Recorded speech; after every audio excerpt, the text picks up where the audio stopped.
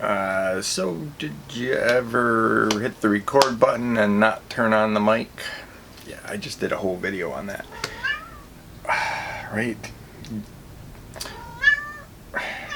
This is Goose. Everyone say hi to Goosey. Oh my god, this is Goosey. Yeah, she's my vocal kitty. She always says hi. Okay. You have a seat. Have a seat. We're going to talk today. Alright, we're going to talk about still lifes.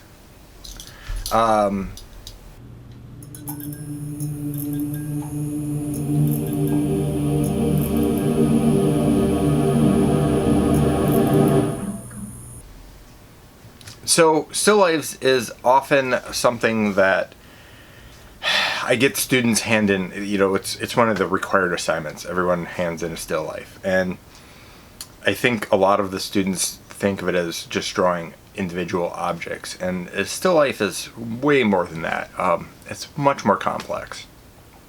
And so I often get these students that hand in these, they'll literally have 3 bottles or glasses or jars or something like that, and they will, they'll hand in something like this, you know, like 1, 2, and 3, and it's boring, it doesn't think about composition. And a still life is almost kind of meant to tell a story. You know, one of the first things that I generally tell students to do is frame out your still lifes. You know, the old cinematographer trick where you're looking at your cutout here, that actually works. You know, you can actually buy a plastic version of that to find composition and draw stuff with. I never understood the purpose of it because you can buy a piece of cardboard and cut out the same thing yourself. But the first thing is, when you're doing a still life, you really have to organize your still life. Create a scene. Like, you want contrast, you want a mix between organic and inorganic. And you want to be able to do something that you're confident on doing the work for. I always get the students that do these glasses, and I don't have one. They're the old crystal glasses, and they've got these diamond patterns all over them. And students don't want to draw it, so they fudge it out and deal with it. And so the ultimate issue is, you know, put the stuff down that you want to draw. And the first thing that I really recommend doing is get yourself a piece of foam core. You know, you can pick them up at the dollar store. They're super cheap. And they come in multiple colors. If you can get a black one, great. If not, you can get a black t-shirt, and you can take that black t-shirt and put it right over, if you're a big boy like me here. And you can put that black t-shirt right over this, and this now becomes your backdrop. And the reason I say use a backdrop is because of the simple fact that I don't want to see all the stuff that you have in the background. You know, and it works great. You know, it gives you a little fabric-y texture. You can kind of look through and see, you know, you can look past it and see that, and you can easily put that up. And if you put that in the backdrop here, that is going to give you a little bit of fabric. And, you know, honestly, I've had people take pictures, and I've seen dirty underwear in the backdrop. I've seen, you know, TV light in the backdrop. And what that'll do is that'll stop you from showing what's in the background. And the second thing is grab a lamp. Things become a lot more dynamic, and you're able to see the form a lot more when you add a lamp to it. A simple lamp will cast a shadow, and it will give you some amazing stuff. And it adds to the form. So if you have a clear object, especially a glass, and as soon as you put that black backdrop in there, and as soon as you give it some light, you're automatically going to grab some really nice highlights. You're going to get some really nice shadows. That light will do wonders for you. All right. And then, you know, it really matters what you grab. you know, think about what you're using around the house. And a lot of people don't really do this. I get students who grab plants, and let me just grab one here. And so they'll grab something like this, and honestly, what a nightmare. Like all these leaves of grass, all these stuff. You want that, Goose? Okay. Yeah. All these leaves of grass and all that stuff is just it's a lot to do. And if you're not prepared to do it, it just turns into a scribble mess. Instead, grab something like this guy here. So this is just a little cactus the wife has around the house. It's planted, and you know, it's planted, and it's got basically just a couple leaves. It's easy to draw, and it's very, you know, very easy to kind of look at. And honestly, that is so much easier to do than just, you know, have something else in there. You know, glasses are fine. You know, something complex like this, where you've got a lot of bevels on it and a lot of edges and stuff like that, you have, you're going to have to draw those.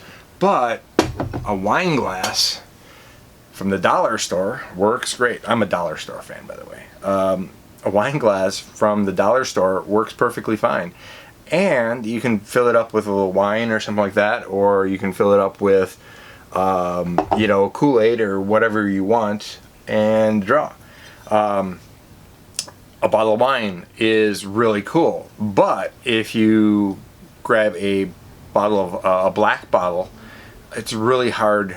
You have to understand more of the subtleties of shape and form, and it's fine if you're prepared for that. But a more transparent bottle is going to give you more value ranges when you look for color. Those are great objects to kind of put together and arrange your composition. I mean, that makes a lot of like aspect as far as that goes. Yeah, you want the feather? Sorry, my cat distracts me. Those are great objects to use. I always run to the Goodwill, stuff like that, like these thrift shops and stuff, and you can pick up these nice little teapots that are completely useless. You can't really cook anything more than a cup of water in it, and that I mean, this one's so cheap that you might even melt the bottom of the thing. But it's nice and shiny. It gives you some good highlights, and it works really good. You know, I picked this up for $2.99.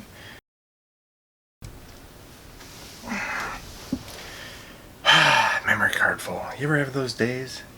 All right, so you know, so you can grab something like a jar or an urn. They work wonderful. And those are things that you can find anywhere, a thrift store, things like that. I'm a big fan of skulls, and so I always like throwing a skull in there. This is, you know, like a Target special or whatever I picked up during Halloween. And they're getting surprisingly like more and more detailed. Yeah, they're not 100% perfect. I mean, I actually have a skull replica back there, but this has a little bit more grit on it, and it's more fun to play with when I'm drawing. But things like that will give you really a kind of nice feature. And you can use art tools, like, you know, if you got a little hand lying around or a mannequin lying around, those work wonderful. And then, so these are resin busts, and they work great too. You know, like you can get these kind of statues and stuff like that. And these guys were expensive. I had to buy them for my master's degree, for my drawing class. It was ridiculous. But you can get a mannequin. You know, a mannequin head will give you the similar aspects. You know, and they're out there. They're cheap. They're, you know, $30-40 for just a mannequin head. So you can add things like that in there, and that will add like depth to your idea. You know, you can add other things, you know, knickknacks around the house. I mean, this is maybe a little bit complex, but, you know, if you have one of these old stop timers, that works great. And the big thing is, I think, to layer things. When you're putting together your composition, you've got your black, you know, black foam core in the back here. When you've got that, you know, put a t-shirt down. You know, just a black t-shirt turned inside out will give you a nice fabric pattern. And then don't just let it stand by itself. Grab a book. You know, you can grab a little book like this, and it sounds stupid, but this old you know, journal book here has actually got, you know, you just angle a little bit and stack something on it, stack another book on there, put the wine glass on it, you know, put all of that stuff on there, and, you know, layer things together. The big thing is, 1, lighting, 2, your backdrop, and 3, overlapping your objects so that they work well together as a composition. And so I'll show you here some of the steps that I've done and kind of gone with it. So if you like it, let me know. If you have any comments or had some cool things that you used, let me know in the comments. And alright, see you next video, guys.